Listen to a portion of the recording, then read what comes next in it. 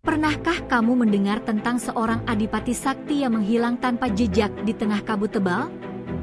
Ia bukan sekadar penguasa, tapi penjaga keseimbangan antara dunia manusia dan dunia halus. Kisahnya terkubur dalam waktu, tapi malam ini kita akan membukanya kembali. Assalamualaikum teman-teman. Selamat datang kembali di Petok Legenda Nusantara.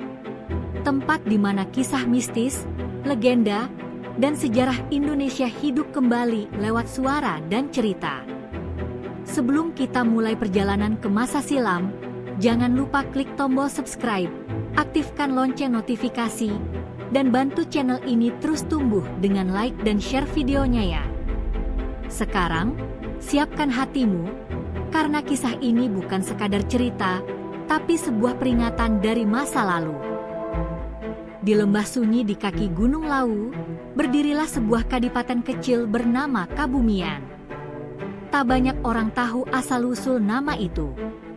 Konon, Kabumian berasal dari kata bumi, tanah yang menjadi penghubung antara langit dan dunia bawah. Disinilah hidup seorang pemimpin bijaksana bernama Adipati Suryanala, tapi rakyat memanggilnya dengan sebutan Adipati Kabumian. Ia tak hanya memimpin dengan tangan, tapi juga dengan hati. Adipati, apakah benar tanah ini dijaga oleh makhluk tak kasat mata? Tanya Ki Jagabaya suatu malam, saat mereka berdiri di bawah bulan purnama. Sang Adipati tersenyum samar. Benar, Ki. Tapi jangan takut. Selama kita berlaku adil, mereka adalah penjaga, bukan ancaman. Kabumian hidup damai di bawah kepemimpinannya. Sawah hijau terbentang, sungai mengalir jernih, dan rakyat hidup tenteram.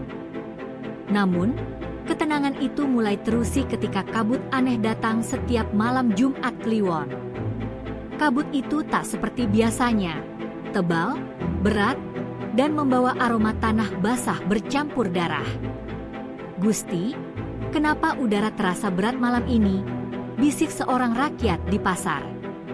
Katanya, ada sesuatu yang bangkit dari bumi, jawab yang lain gemetar. Sejak malam itu, suara gong besar terdengar dari arah hutan. Tak ada yang berani mendekat.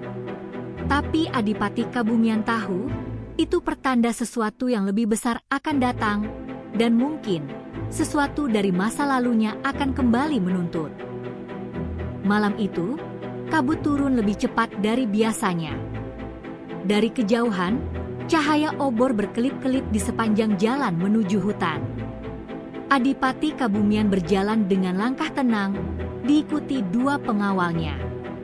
Kita tidak boleh mundur, apapun yang terjadi, katanya tegas. Sendiko dawuh, Gusti, jawab para pengawal serempak. Ketika mereka sampai di tepi hutan, suara perempuan terdengar lirih dari balik kabut. Suryanala, apakah kau masih ingat janjimu? Adipati Kabumian tertegun. Suara itu, suara Ratna Dewi, perempuan yang dulu dicintainya tapi telah lama dianggap meninggal dunia. Dewi, ini tak mungkin. 3 purnama lalu, kau berjanji akan menjemputku. Tapi kau biarkan aku ditelan bumi. Suara itu semakin dekat, dan dari balik kabut muncul sosok berpakaian putih lusuh, wajahnya pucat tapi indah. Sang Adipati berlutut. Aku mencarimu bertahun-tahun, Dewi. Aku pikir kau telah tiada. Perempuan itu menatapnya dengan mata berair. Aku memang tiada, Surya. Tapi jiwaku terikat pada janji yang tak kau tepati. Petir menyambar, kabut menebal. Para pengawal menjerit, tapi Adipati Kabumian hanya menunduk, menyesal. Ia tahu, malam itu bukan sekadar pertemuan, tapi penagihan janji dari dunia arwah. Keesokan paginya, penduduk Kabumian gempar. Pohon-pohon tumbang, tanah berlubang, dan jejak kaki raksasa terlihat di sawah. Ini bukan perbuatan manusia, ujar Ki Jagabaya dengan wajah pucat. Adipati Kabumian berdiri di atas menara, memandang jauh ke arah hutan. Perang sudah dimulai, gumamnya. Malam berikutnya, angin berhembus kencang. Suara genderang terdengar dari arah sungai. Pasukan Adipati bersiap, tapi musuh tak terlihat. "Gusti, mereka di mana?" tanya seorang prajurit ketakutan. "Di antara kita," jawab sang Adipati perlahan. Tiba-tiba, tubuh para prajurit seperti dilempar oleh kekuatan tak terlihat. Jeritan terdengar di mana-mana. Adipati menghunus keris pusaka Kiai Jagatwening, lalu berteriak, "Jika ini karena kesalahanku, biarlah aku yang menebusnya."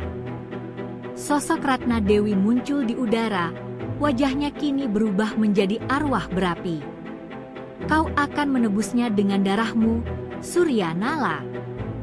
Langit membara merah.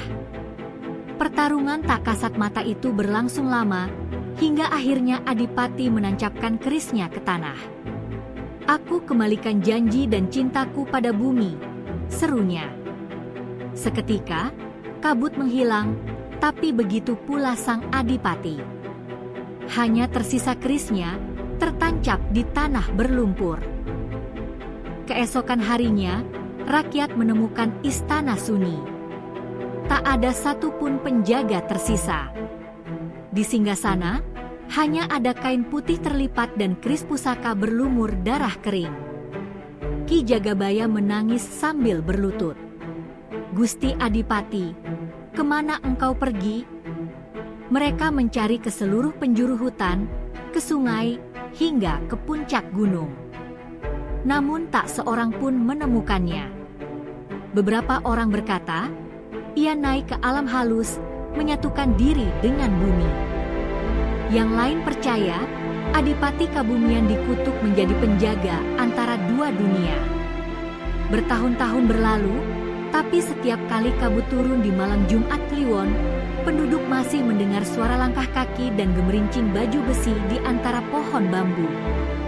Seorang pemuda pernah bersumpah melihat sosok berpakaian Adipati berdiri di bawah sinar bulan. Ia hanya menatap, lalu lenyap bersama kabut, ujarnya gemetar. Sejak itu, rakyat Kabumian selalu menyalakan dupa setiap malam berkabut. Mereka percaya, itu cara mereka menghormati sang penguasa yang kini menjadi penjaga gaib, Adipati Kabumian. Hingga hari ini, nama Adipati Kabumian masih diingat. Di beberapa desa lereng Lawu, ada ritual tahunan yang disebut upacara bumi nyawa. Mereka menaruh sesajen, membakar dupa, dan memanjatkan doa agar keseimbangan antara manusia dan alam tetap terjaga. Untuk Gusti Adipati Kabumian, bisik para tetua dengan hikmat. Banyak yang bilang, siapapun yang mengambil tanah atau batu dari wilayah Kabumian tanpa izin akan sakit selama 7 hari, sampai mereka mengembalikannya. Ada pula kisah para pendaki yang tersesat di kabut, tapi tiba-tiba mendengar suara lembut, "Kembalilah, tempatmu bukan di sini." Dan saat sadar, mereka sudah berada di jalan pulang. Adipati Kabumian mungkin sudah tak ada di dunia manusia. Tapi jiwanya masih menjaga, mengawasi, dan memastikan keadilan tetap tegak di tanah yang dulu ia cintai. Dalam kesunyian kabut, suaranya kadang terdengar samar. "Selama bumi masih bernafas, aku akan tetap di sini." Malam di Kabumian kini tak pernah benar-benar sepi. Meski sang Adipati telah menghilang, rakyat sering mendengar suara langkah kaki berat melintas di bawah tanah. Kadang disertai dentuman lembut, seperti suara seseorang menabuh genderang di dalam bumi. Ki Jagabaya yang kini menjadi penjaga istana kosong itu, hanya bisa menunduk setiap kali suara itu datang. "Gusti, apakah itu tanda bahwa Paduka masih di sini?" bisiknya di antara temaram lampu minyak. Malam itu, seorang pemuda bernama Brahma mendatangi istana. "Aku bermimpi tentang Gusti Adipati," katanya dengan napas terengah. Beliau memanggilku dari dalam tanah. Ki Jagabaya tertegun. Dari dalam tanah? Apa maksudmu, nak? Beliau bilang, buka pintu ke bumi, dan kau akan melihat kebenaran. Mereka pun pergi ke pelataran istana, tempat keris pusaka Kyai Jagatwening masih tertancap. Saat Brahma mencoba mencabutnya, tanah di sekitarnya bergetar pelan. Angin dingin berembus dari bawah, membawa aroma basah yang menusuk. Astagfirullah, ucap Ki Jagabaya, gemetar. Dari celah tanah muncul cahaya redup kehijauan, membentuk wajah samar Adipati Kabumian. Jagabaya, jangan takut. Suara itu bergetar lembut. Aku bukan arwah gentayangan. Aku masih menjaga bumi ini. Brahma tersungkur sujud. Gusti, apakah benar Paduka masih hidup? Aku hidup di antara dua dunia. Jagalah tanah ini, jangan biarkan manusia merusaknya. Karena jika keseimbangan hancur, bumi akan menelan mereka. Beberapa tahun berlalu sejak kejadian itu. Kabumian tampak makmur kembali, tapi di balik itu semua, hutan di sekitar kadipaten perlahan menghitam. Daun-daun mengering meski tak ada musim kemarau. Sungai berbau anyir, dan burung-burung enggan berkicau. Ini tanda, ujar Ki Jagabaya yang kini menua, bahwa janji sang adipati kembali ditagih. Brahma, yang kini menggantikan peran pemimpin desa, mulai mencari jawaban. Suatu malam, ia bermimpi lagi. Dalam mimpinya, Ratna Dewi muncul mengenakan kain putih, matanya meneteskan air hitam. Kau, keturunan Suryanala, katanya lirih. Apa maksudmu? Tanya Brahma. Darah Adipati mengalir di tubuhmu. Dan jika kau tak meneruskan janjinya, kabut akan memakan desa ini. Brahma terbangun dengan tubuh basah oleh keringat. Ia segera menemui para tetua. Apakah benar aku keturunan Adipati? Tanyanya. Salah satu tetua menatapnya lama. Ibumu berasal dari garis darah istana, nak.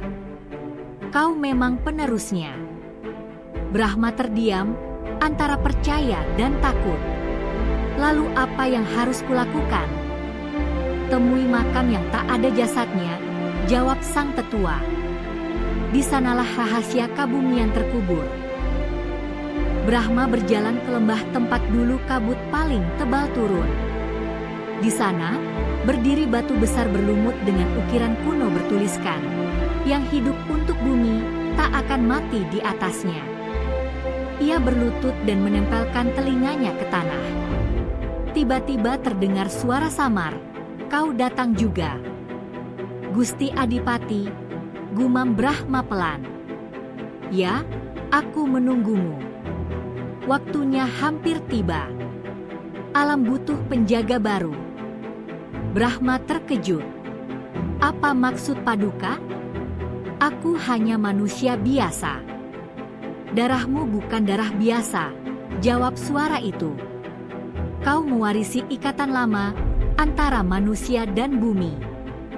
Jika kau menolak, bencana akan datang. Tanah di bawah kakinya bergetar, dan cahaya kehijauan muncul lagi. Sosok Adipati Kabumian perlahan keluar dari kabut tanah, wajahnya damai tapi tegas. Aku tak bisa kembali, Brahma. Tapi kau bisa meneruskan. Jadilah penjaga. Satukan manusia dan alam. Air mata menetes di wajah Brahma. Aku takut, Gusti.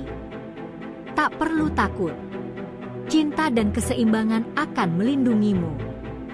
Setelah berkata begitu, sosok Adipati perlahan memudar, meninggalkan gelang tanah liat bercahaya di tangan Brahma. Sejak hari itu, Brahma mulai berubah. Ia bisa merasakan getaran bumi di bawah telapak kakinya, tahu kapan hujan akan turun, dan memahami bahasa angin. Penduduk menganggapnya aneh, tapi mereka juga mulai melihat hasilnya. Panen melimpah, sungai kembali jernih, dan hutan yang sempat mati kini tumbuh lagi. Namun, tak semua orang senang. Seorang bangsawan dari kadipaten tetangga datang menuduh Brahma memakai ilmu hitam. "Kau memanggil arwah Adipati, itu dosa besar," katanya marah. Brahma menatapnya tenang. "Aku tak memanggil arwah, aku menjaga bumi yang beliau titipkan." Bangsawan itu tak peduli. Ia memerintahkan pasukannya menebang hutan Kabumian untuk dijadikan tambang emas. Tapi begitu kapak pertama menebas batang pohon, bumi berguncang hebat. Kabut turun, lebih pekat dari sebelumnya. "Berhenti!"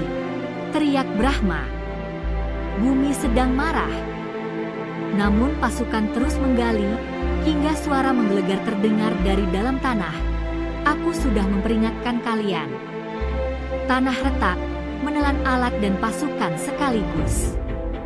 Kabumian kembali diselimuti kabut berhari-hari lamanya. Kabut itu akhirnya reda, meninggalkan keheningan dan bau tanah basah. Tak ada satupun pasukan yang tersisa. Hanya Brahma berdiri di tepi jurang, memandang lembah yang kini hijau kembali. Di kejauhan, terdengar suara Adipati Kabumian berbisik lembut. "Kau telah menepati janjiku, Brahma. Kini bumi dalam penjagaanmu." Brahma tersenyum kecil. "Aku hanya meneruskan cinta Paduka pada bumi." Sejak hari itu, ia tak pernah terlihat lagi oleh rakyat. Tapi setiap kali tanah Kabumian bergetar ringan sebelum hujan turun, orang-orang berkata, itu tanda penjaga bumi sedang berjalan. Di tengah lembah, gelang tanah liat peninggalan Adipati dan Brahma kini diletakkan di dalam batu suci. Para tetua menyebutnya cincin Kabumian, simbol keseimbangan antara manusia dan alam. Setiap tahun, warga mengadakan ritual doa bersama, membawa hasil bumi dan dupa, lalu berbisik lirih, "Untukmu, Adipati, dan penerusmu." Dan malam itu, di antara kabut yang menari, kadang terlihat dua sosok, satu berpakaian Adipati, satu berpakaian rakyat, berjalan berdampingan ke arah hutan, lalu menghilang bersama cahaya bulan. Kisah Adipati Kabumian mengajarkan kita satu hal, bumi bukan milik kita, tapi kita milik bumi. Janji yang pernah diucap pada tanah tak akan pernah hilang, karena bumi punya cara sendiri untuk mengingat. Kalau kamu suka kisah seperti ini, penuh makna, mistis tapi menyentuh, jangan lupa subscribe, like, dan share, bro. Sampai jumpa di kisah berikutnya, karena setiap tanah di Nusantara punya cerita yang menunggu untuk diceritakan.